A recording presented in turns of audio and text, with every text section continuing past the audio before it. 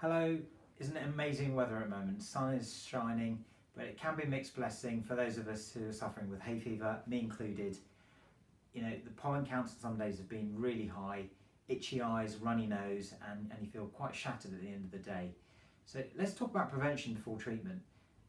Coronavirus and pollen have some similarities in that they get in through the eyes, the nose, and the mouth.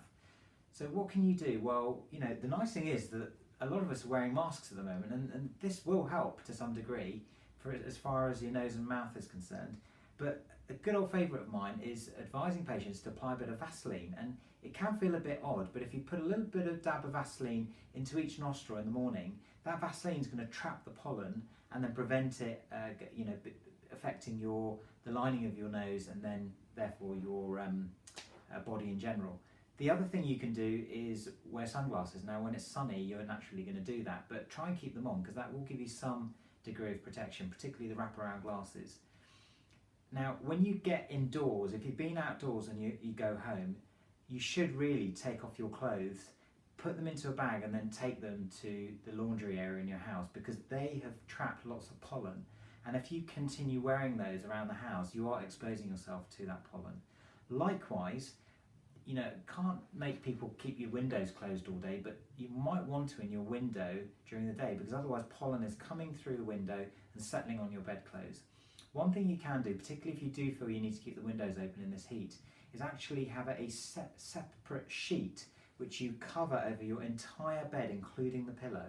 And at the end of the day, all that pollen that's settled on that sheet, you can then just gradually unfold that sheet and bring it down to the floor, and that way you're not going to be breathing in that pollen through the night, making your symptoms even worse when you wake up in the morning. And then of course let's not forget treatment. You know, for the eyes there are some really good drops. Some of the over-the-counter drops I don't think are particularly effective and you've got to use them a lot, but there are some drops, including prescription drops, that can be very good. For the nose, you know, steroid nasal sprays. A lot of people when they hear the word steroid they get quite frightened and scared about using steroids, but actually steroid nasal sprays have very little issues generally with long-term use, and you know, especially if you've got seasonal symptoms then there's no real problem. You know, there are potential side effects, but you need to read the leaflet and get advice from your pharmacist or prescriber, but you know, do use these. And of course antihistamines. Now again, there are non-sedative antihistamines out there. Sometimes you need to try a couple to find the brand that really works for you.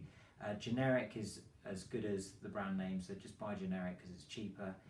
And again, this has to be advised by a licensed prescriber, but I have often in severe allergy cases prescribed higher doses, but I emphasise this has to be prescribed or advised by your doctor or someone suitable who's permitted to do that.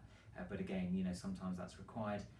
And you know, I used to be a heavy sufferer, but by following these measures, treatment and prevention, you know, like today, I'm actually doing okay. Thanks very much.